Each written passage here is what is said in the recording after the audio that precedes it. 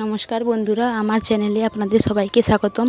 আমি আজকে একটা রেসিপি করব আমার শাশুড়ি মায়ের জন্য। বিশেষ করে উনি বৈষ্ণব বাড়ির মেয়ে, তাই মাছ ডিম কোনো কিছুই খেতে চান না। ঘরে সোয়াবিন ছিল, সোয়াবিন দিয়ে একটা রেসিপি করব। চলুন, প্রথমে একটা কড়াইতে জল গরম করে সয়াবিনগুলো দিয়ে দিলাম সিদ্ধ করার জন্য। ভালো করে সিদ্ধ করে নিতে হবে।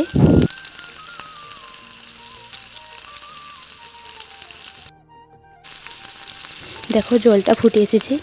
এরপর আমরা সয়াবিনগুলো তুলে নিব, ছাঁকনির সাহায্যে ছেঁকে নিব ভালো করে, তারপর তুলে নিব।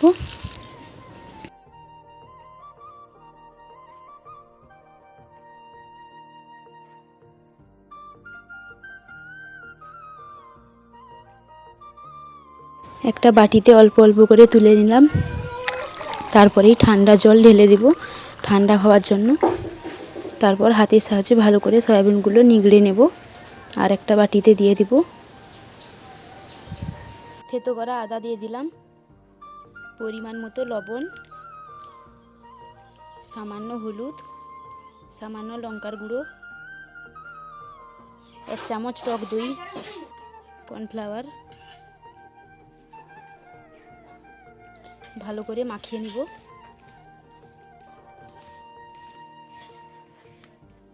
মাখানো হয়ে গেছে। আমি কড়াইতে একটা করে দিয়ে দিব ভাজার জন্য।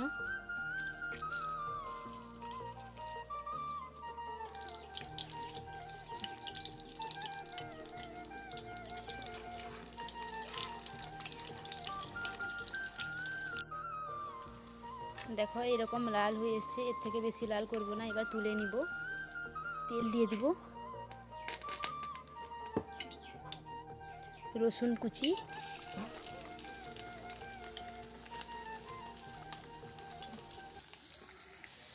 এরপর ক্যাপসিকাম কুচি আর পেঁয়াজ কুচিটা আমি দিয়ে দিব।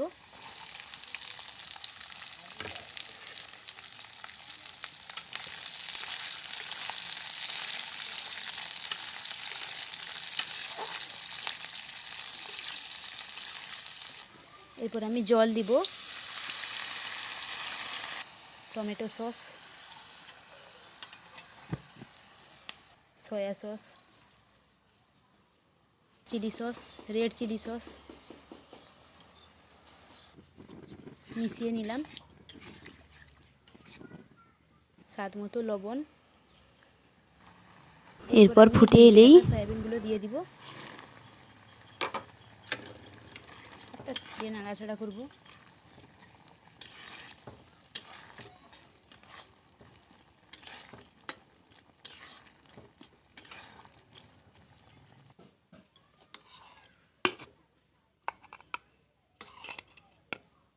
একটা প্লেটে আমি কিছুটা তুলে নিব শাশুড়ি মাকে খাওয়ানোর জন্য।